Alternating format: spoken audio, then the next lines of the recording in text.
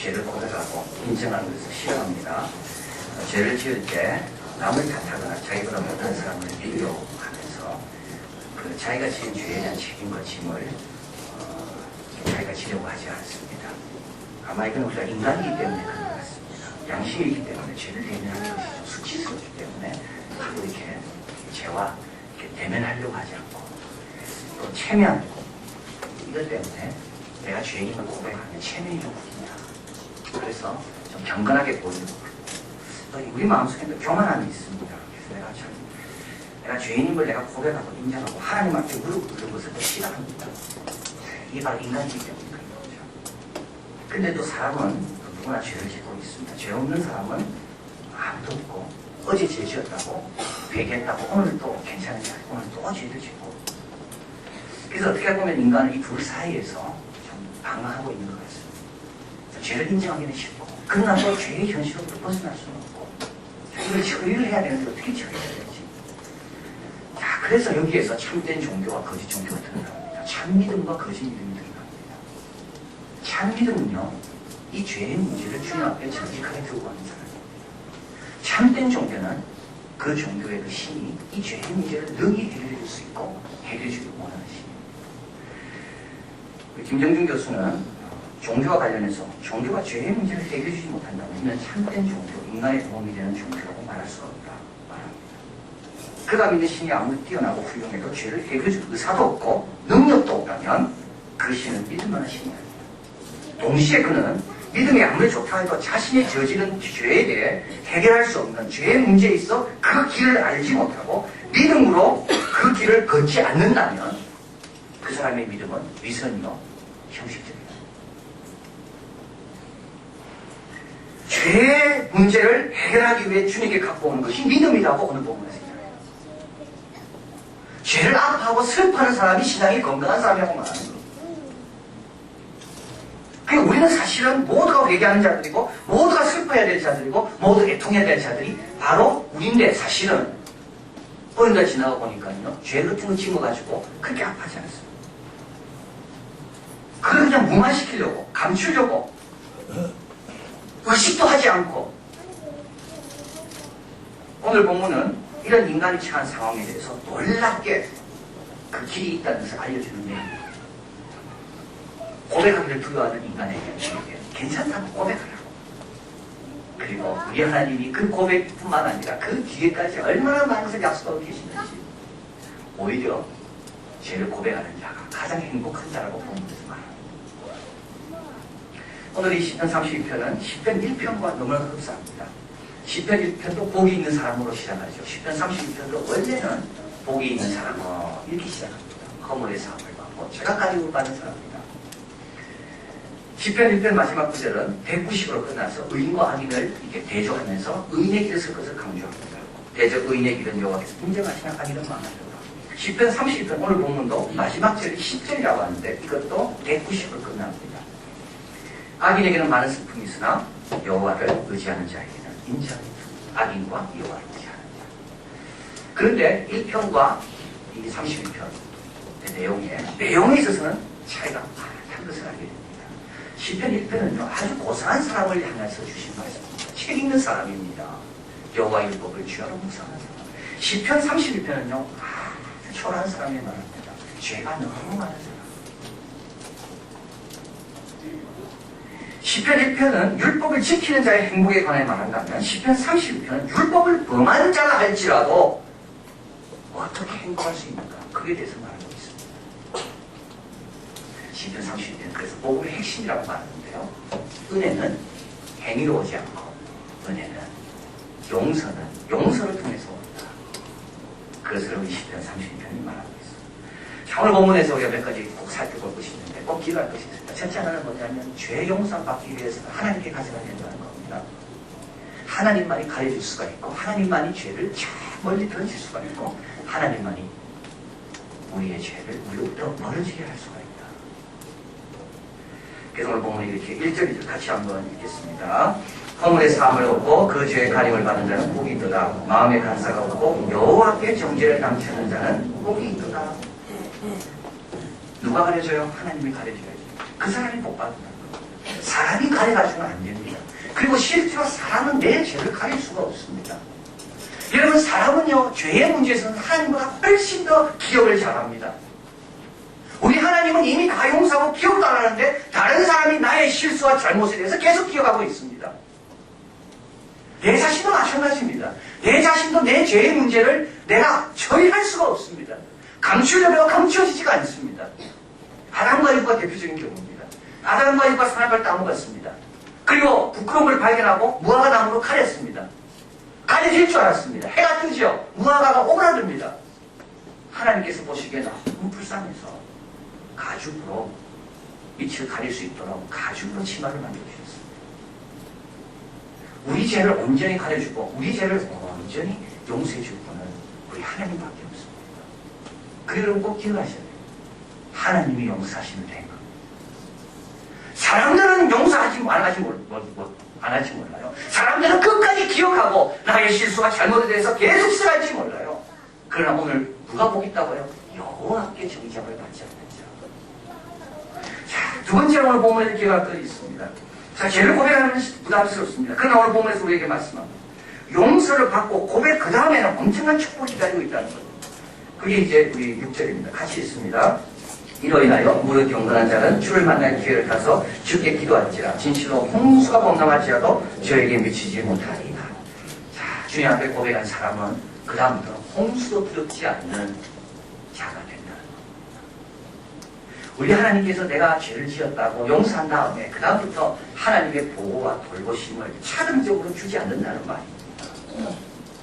이미 우리는 죄는 해결되기 때문에 하나님의 자녀다운 누려야 될 모든 것을 정상적으로 누릴 수 있다는 것을 말씀합니다. 그래서 죄가 해결받은 사람은 홍수 앞에도 두려워할 필요가 없는 겁니다. 또 한 가지 오늘 본문에서 이야기하는 것이 있는데요. 8절 같이 있습니다. 내가 너의 갈 길을 가르쳐 보이고 너를 충고하여 훈계하려다. 자, 여러분, 죄 문제가 해결되고 용서받는 사람은 하나님께서 또 해주는 게 있습니다. 갈 길을 가르쳐 보이다. 여러분, 이 구절을 꼭 기억하시기 바랍니다. 내가 갈 길을요, 나는 모릅니다. 이게 욥의 고백입니다. 나의 가는 길 오직 그것이다. 우리 자녀가 가는 길, 우리 사업체가 가는 길, 나는 모릅니다. 내일 저녁에 하나님께서 어떤 축복 갖고 나를 준비하고 기다리고 계신지 나는 모릅니다. 아담과 이브가 그랬습니다. 아담과 이브는요, 죄를 지을 때 이 죄 그 다음에 어떤 길이 이어지는지 그들은 몰랐습니다. 선악과를 따먹어도 그냥 그대로인 줄 알았어요. 근데 선악과를 따먹는 순간부터 어떻게 되나요? 서로 원망하는 길로 들었어야 됩니다. 에덴 동산으로 쫓겨나는 길로 들었습니다. 우리 하나님 그걸 아시기 때문에 우리 하나님께서 우리를 주목하시며 분개하시는 거예요. 내가 지금 이 죄 짓는 것이 어떤 길로 나를 인도할지 우리는 내일 어떤 축복이 나를 향해 하나님께서 계획하고 계신지 모릅니다. 그래서 오늘 본문에 보면 하나님은 주목하신다고 되어 있습니다. 여러분, 주목한다는 말은 뭘까요? 제대로 인도하기 위해서는 주목해야 됩니다. 늦게 나타나면 안 되잖아요. 딱 필요할 때 나타나서 도와주셔야 되기 때문에 우리 하나님은 언제나 우리를 주목하신다는 거예요. 자, 그래서 우리 하나님께서 이 구절을 말씀하는 이유는 그렇습니다. 죄를 고백하고 죄를 주님께 가져가서 애통한 심정으로 자신을 드러내는 것이 너무 부담스럽습니다. 마치 산에 올라가는 것처럼 안 올라가면 좋겠습니다. 그런데 그 산만 올라가면 그 뒤에는 놀라운 새로운 세상이 전개된다는 겁니다. 그래서 그 놀라운 새로운 삶을 바라보면서 고백하기를 그 고백의 부담의 짐을 넘어서라, 극복하라. 이 말씀이 오늘 본문의 말씀입니다. 저는 이 죄와 이 회복의 이 두 그림, 다윗이 이렇게 고백하죠. 내가 죄를 고백하지 않고 숨기려고 할 때 여호와의 손이 나를 누르는 것 같고 내 진액이 여름 가물에 화한 것처럼. 이 말은 뭐냐면 산에 갔는데 물이 정말 필요할 때 보니까 물이 없다는 겁니다. 그래서 혀가 오라든 걸 말합니다. 뼈가 눌리는 것 같고 이게 죄의 상태입니다. 그래서 다윗이 고백하게 되니까 그 뒤에는 홍수가 와도 두렵지 않고 여호와의 주목하심이 늘 있는 그런 복된 길을 걸어가냐. 이 두 대조가 있는데요. 이 두 대조는 마치 유배와 해배와 같다는 생각이 듭니다. 유배라는 게 뭡니까? 벌을 받아, 왕으로부터 벌을 받아 막 이렇게 하는 거 아닙니까? 좋은 거, 그동안 누리던 거 다 놓아야 되고 가족과의 관계 다 끊겨지게 되고 그러나 내가 어디로 갑니까? 전혀 알지도 못하는 외딴 곳으로 가서 생활하는 거. 해배는 뭔가 하면요, 거기다 돌아오는 거. 역사 길을 품다라는 책에서 예수님 영문 조희룡 씨가 나옵니다. 김정일의 신복이었습니다. 철종의 조후, 위패를 모시는 문제로 왕의 위용을 사서 임자도로 유배를 떠나게 됩니다. 대멀미, 더위에 지쳐 낯선 외지 어느 허름한 움집에 다다르게 됩니다. 평생 처음 와본 임자도. 비린 반찬도 입에 맞지 않고 생선 한 푸만도 구경할 수 없었던 그 생활이 시작됩니다. 아침에 눈을 떴습니다. 달팽이만한 황토 움집에 웅크린 신세를 건드리기가 너무 어려웠습니다. 생각할 수 어려웠습니다. 그러나 너무 어렵기 때문에 아예 생각 안 하는 게 낫겠다. 그래서 생각을 안 하기로 마음먹었답니다. 시를 읽고 읽으면 마음을 달래봅니다.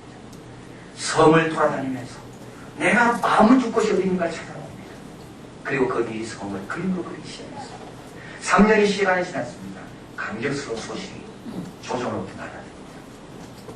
해배다. 집으로 돌아가기 좋다. 황송한 마음, 그 감격을 견디기 어려웠답니다. 성은의 감격에서 뛸듯이 기뻤고 드디어 묵추러 가는 배에 거룻배에 올라탔습니다. 출렁이는 바다, 예전 그대로인데 회왕과 지옥, 수치심은 세월의 파도에 씻긴 듯 어디론가 다 사라지고 가족들과 아버들의 고향으로 간다는 생각에 젊음이라도 되찾은 저절로 기분이 살아난다. 이때 이 사람 나이는 63세입니다. 금강을 건너왔다가 다시 금강을 건너 이제 서울로 올라가면서 그 금강을 다시 건너면 시를 남겼습니다. 햇빛 반짝이고 바람 가벼운 옛날 도왔던 복물 기름보다 푸르다. 석양이 끝이 없어도 지금은 좋다. 참담하게 어찌 귀한 길 갈 때의 근심이 되풀이하여. 여러분 죄 안에 있으면요 유배가는 것과 똑같습니다. 자녀들 앞에 공도 않습니다. 자녀들과 관계에 가졌던 옛날의 그 풍성함도 없습니다. 교회 와서 찬양을 하지만 찬양은 내 영혼을 울리지가 않습니다. 그러나 죄를 고백하고 주님께 돌아오면 유배 갔다가 해외에서 집에 돌아오는 것처럼 젊음을 다시 회복하고 꿈을 다시 회복하고 새로운 세계로 주님 나를 초청하는 그 놀라운 세계의 청과를 주게 됩니다. 자, 이게 바로 다윗의 경험이었습니다. 우리아의 아내 바세바를 통하고 1년 동안 다윗은 이렇게 노력하고 저렇게 노력하고 다 노력했지만 주님 앞에 죄를 숨기지 않고 고백할 때까지 주님의 손이 그를 누르는 것을 피할 수가 없었습니다. 그래서 오늘 본문에 보면 이렇게 말하죠. 이전에 마음의 간사가 없고 여호와께 등대를 감추는 복이 없다. 복이 없다. 그래서 마음의 간사가 없이 여호와께 고백합니다. 5절 내가 이르기를 내 허물을 여호와께 자복하리라 하고 주께 내 죄를 아뢰고 내 죄악을 숨기지 아니하였더니 곧 주께서 내 죄의 악을 사하셨나이다. 주님 앞에 고백할 때 다윗은 간사를 함이 없어야 된다고 말씀합니다. 왜냐하면 그가 1년 동안 간사하게 고백한 적이 많았거든요. 여러분 이 간사함이 없다는 말은 뭐냐 하면 정말 죄를 미워하는 것을 말합니다. 여러분 죄는 재밌습니다. 죄에 한번 빠지면요 죄에서 벗어나면 괴롭습니다. 죽을 것 같습니다. 그렇지 않나요? 죄의 맛이 얼마나 좋은지요. 남 험담하는 그 맛이 얼마나 좋은지요. 교만한 것이 얼마나 좋은지요. 험담 없이는 대화의 주제도 없고 뭘 해야 될지도 모릅니다. 정말 죄하는 거는요 참 이상합니다. 들어갈 때는 아주 부럽게 들어가지만 한번 들어가 발을 디디고 거기에 적응하기 시작하면 거기에 빠져나오는 것이 겁나는 것이 죄입니다. 그래서 우리가 죄를 고백할 때 어떻게 해야 돼? 간사하게 고백합니다. 죄는 미워하지 않으면서 용서해달라고 기도하는 거죠. 이게 바로 바리새인들의 위선입니다. 실제 마음은 그렇지 않으면서 이 죄와 적으로 오랫동안 함께 살고 싶으면서 죄라고 하니까 고백하는 겁니다. 이게 간사함이 겁니다. 다윗은 1년 동안 그렇게 지냈습니다. 왕이니까 백성들 앞에서 내가 어떻게 가슴을 찢고 옷을 찢습니까? 왕의 체면에 있는데 그래서 다윗은 울지 않는 겁니다. 겉으로만 회개하는 척합니다. 해결되는 게 하나도 없습니다. 그래서 다윗이 내가 이르기를 내 허물을 여호와께 자복하리라 하고 주께 내 죄를 아뢰고 내 죄악을 숨기지 아니하였더니 곧 주께서 내 죄악을 사하셨나이다. 그때 상을 오늘 우리는 어떤 시대의 문화에 살고 있을까요? 여러분, 옛날 우리 신앙생활 했던 분보다요 지금 우리 신앙생활 하는 사람들은 옳지 않습니다. 여러분, 이게 지금 문제가 있는 겁니다. 옛날 신앙생활 했던 분은요, 뭐가 안 될 때마다 가슴을 치며 울었습니다. 내 죄가 많아서 그런데 하나님 나에게 오세요. 근데 오늘날 우리는 가슴을 치며 우는 사람은 거의 없습니다. 회개가 별로 없다는 거예요. 왜 그럴까요? 하야미츠 도시히코, 그는 원래 고등학교 중학교 교장선생님이었습니다. 그러다가 지금은 교육대학으로 오셔서 거기서 교사들을 가르치는 교수님인데 그분이 책을 지었습니다. 그들은 왜 남을 무시하는가? 나만 빼고 다 바보인 시대의 요즘 말이던 책입니다.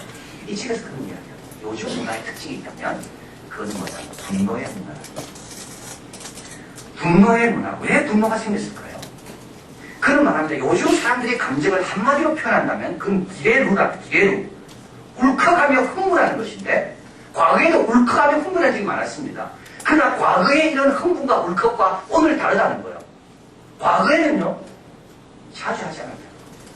그리고 화내는 정도가 어느 정도 절제됐습니다. 근데 오늘날은 화가 나는 절제가 안 됩니다. 자기 앞에 어른이 있든 자기 앞에 주위 사람이 있든 절제가 안 됩니다. 근데 이게 왜 그럴까? 자기가 남보다 똑똑하다는 가상적 유무가 때문에 항상 남보다 내가 똑똑한데 이게 안 되는 건 왜 그렇습니까? 그 사람 때문에 안 된다는 거예요. 그렇기 때문에 분노가 생기는 이유는요, 분노가 생기는 이유는 나는 괜찮은데 남 때문에 안 되기 때문에 분노가 생기는 겁니다. 그런데 이 분노가 어디로 이어지는가 하면 슬픔이 없어짐과 이어집니다.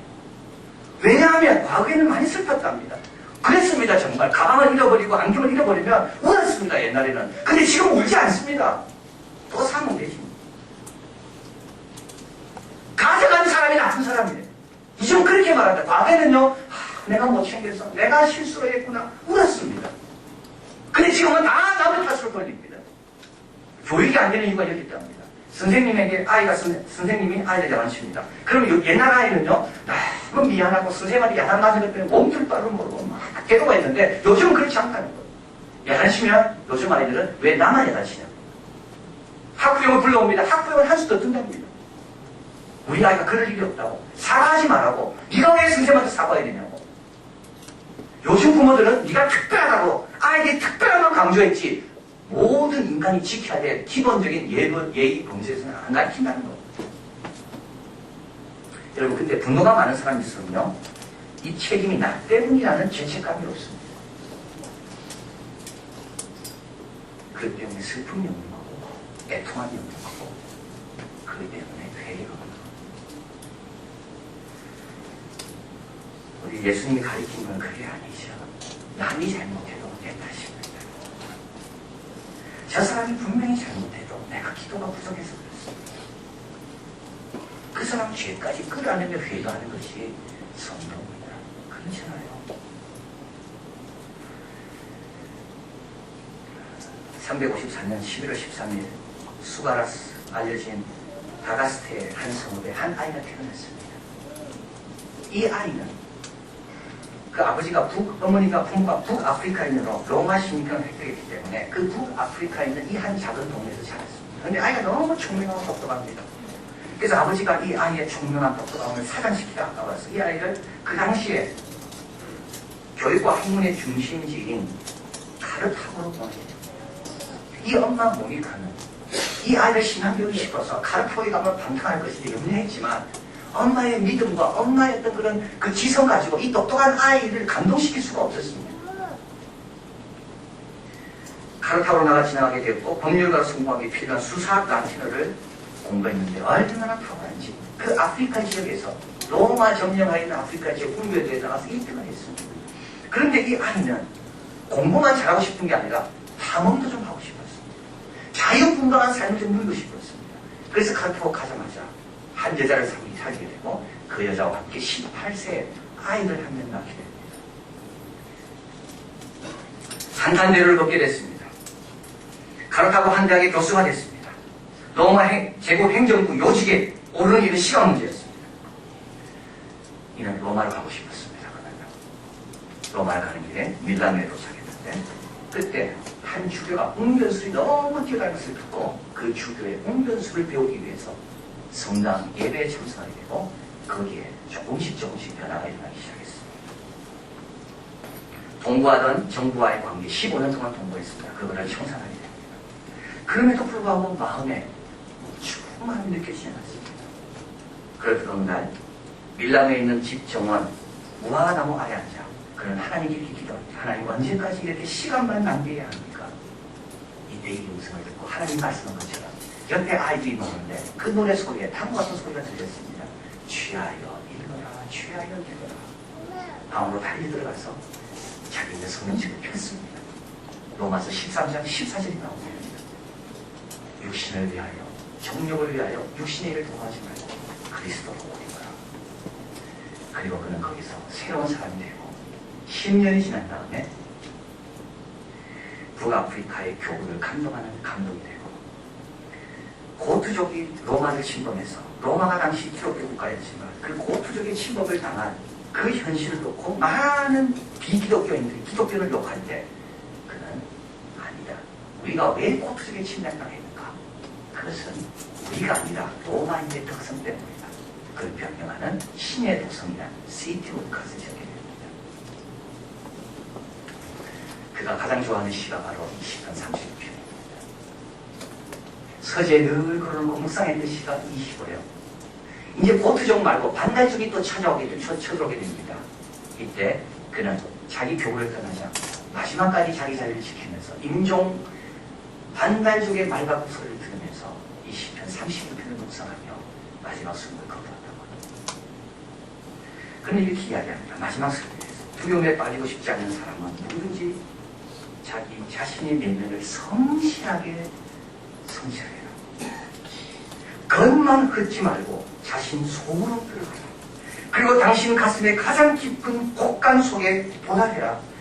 당신 존재의 가장 깊은 곳간에서 모든 것을 채로 걸러낼 때 그때야 비로소 당신이 순수하고 수정같이 깨끗하다고 감히 말할 수 있다.